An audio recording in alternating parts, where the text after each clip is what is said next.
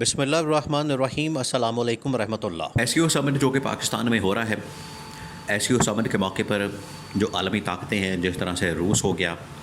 یا چین ہو گیا، وہ پاکستان پہنچے اور انہوں نے آ کے یہاں پر شہباز شریف کو تو ایک بالکل بھی لفٹ نہیں کرائی۔ ان کو پتہ ہے کہ شہباز شریف کی یہاں پر حیثیت کیا ہے، اور اس کے پیچھے دو وجوہات ہیں۔ ایک تو یہ کہ شہباز شریف نہ عوام کی سپورٹ رکھتا ہے، نہ عوام کی حمایت رکھتا ہے، نہ اس کے پاس کوئی ویژن ہے،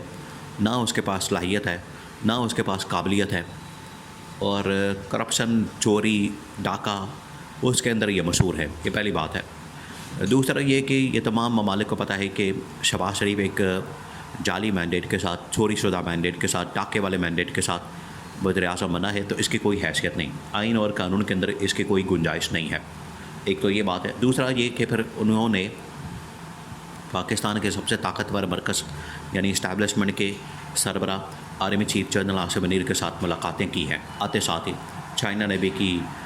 روس نے بھی کی۔ روس کی کچھ وہاں کی جو ممالک ہے، سینٹرل ایشین جن کو ریاستیں کہا جاتا ہے، وسطی ایشیائی ریاستیں، انہوں نے آ کے بھی، جس کے اندر یہ ازبکستان، ترکمانستان، کرغزستان، یہ ممالک نے آ کے بھی اسٹیبلشمنٹ کے ساتھ، جنرل عاصم کے ساتھ ملاقاتیں کی ہیں۔ اب یہ جو ملاقاتیں ہوئی ہیں، اس کے اندر واضح طور پر پیغام دیا گیا ہے پاکستان میں حالات و واقعات کے متعلق، اور اس کے اندر یہ پیغام یہ مخفی ہے، اس میں یہ پیغام چھپا ہوا ہے کہ عمران خان کو کسی طرح سے رہا کیا جائے، چھوڑا جائے، تاکہ اسٹیبلٹی کا پاکستان میں اہتمام کیا جائے اور اسٹیبلٹی پاکستان کے اندر آ سکے۔ اب یہ جتنے طاقتور ممالک ہیں، چین ہو جائے یا اور طاقتور ممالک، انہوں نے پاکستان کے اندر انویسٹمنٹ کی بات کی ہے۔ دیکھیں، پاکستان اس وقت حکومت اور اسٹیبلشمنٹ پہلے دن سے یہ کوشش کر رہے ہیں، پچھلے 2.5 سال سے، جب عمران خان کے خلاف رجیم چینج آپریشن ہو گیا تھا، اس وقت سے لے کے آج تک ان کی جانب سے کوشش ہو رہی ہے کہ پاکستان میں ہم کسی طرح سے کوئی 1 روپے کی، 2 روپے کی، 10 روپے کی، 12 روپے کی، 15 روپے کی، 20 روپے کی انویسٹمنٹ لے کر آ جائیں۔ اربوں ڈالرز کی انویسٹمنٹ لانے کے لیے پھر آپ کو بڑے اقدامات کرنے پڑیں گے، پھر دل بھی آپ کو بڑا کرنا پڑے گا، پھر پاکستان میں صحیح معنوں میں جمہوریت کو بحال کرنا پڑے گا، انسانی حقوق کو بحال کرنا پڑے گا، اور پاکستان میں آئین اور حکمرانی کو قائم کرنا پڑے گا۔ اگر آپ نے اربوں ڈالرز کی انویسٹمنٹ پاکستان کے اندر لانی ہے، جب یہ SIFC بنایا گیا، جنرل عاصم کی جانب سے جب اس بات کا اعلان کیا گیا،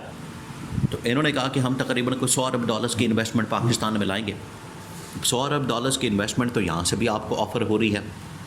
50 ارب ڈالرز تو کم از کم CPEC میں آنے کو تیار ہے، چائنا کرنے کو تیار ہے، اور اگر باقی 10 ارب ڈالرز کی انویسٹمنٹ بھی باقی ممالک سے لے لیں تو 100 ارب ڈالرز اکٹھا کرنا کوئی مشکل بات نہیں ہے۔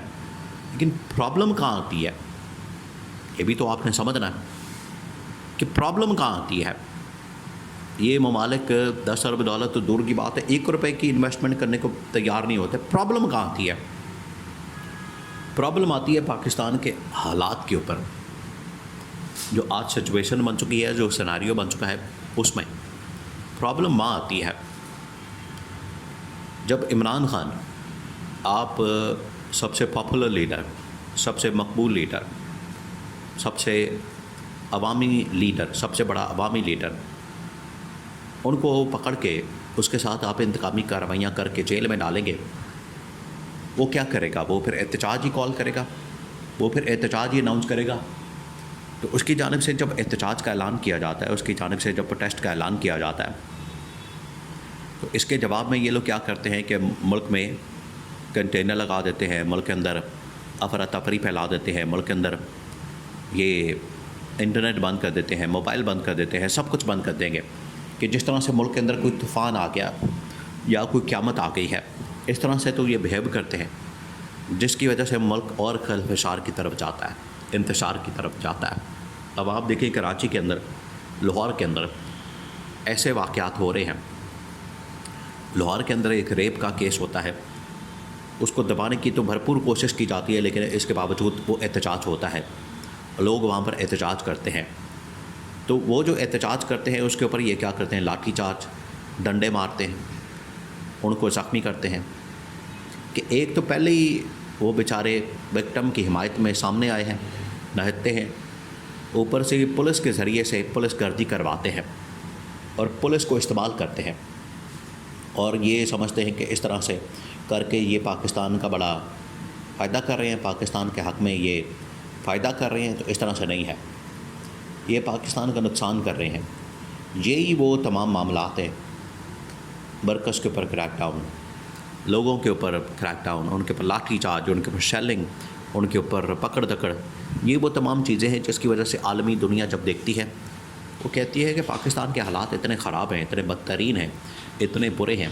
ان حالات کے اندر تو کم از کم پاکستان میں انویسٹمنٹ نہیں ہو سکتی۔ تو جب اسٹیبلشمنٹ کے سامنے انہوں نے یہ تمام معاملات رکھے ہیں اور اس حکومت کی کارکردگی، اس حکومت کی ناکامی، اس حکومت کی زیرو کارکردگی، اس حکومت کی کرتوتیں جو ہیں وہ سامنے رکھی ہیں، انہوں نے کہا کہ ہم کس طرح سے اس حکومت کے اوپر اعتبار کر سکتے ہیں؟ یہ تو حکومت ہی جعلی حکومت ہے، ان کے پاس تو مینڈیٹ ہی جعلی ہے،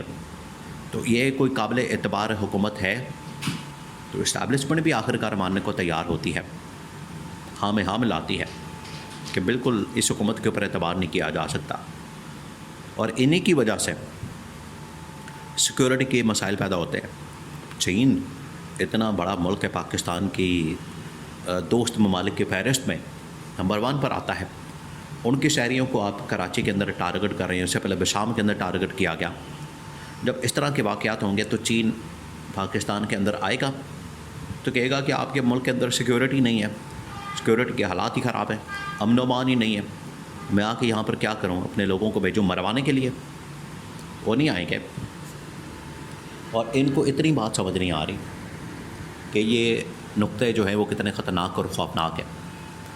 اگر انہوں نے پاکستان کے اندر انویسٹمنٹ کرنی ہے، اب تمام ممالک ایک پلیٹ فارم کے اوپر اکٹھے ہوئے ہیں،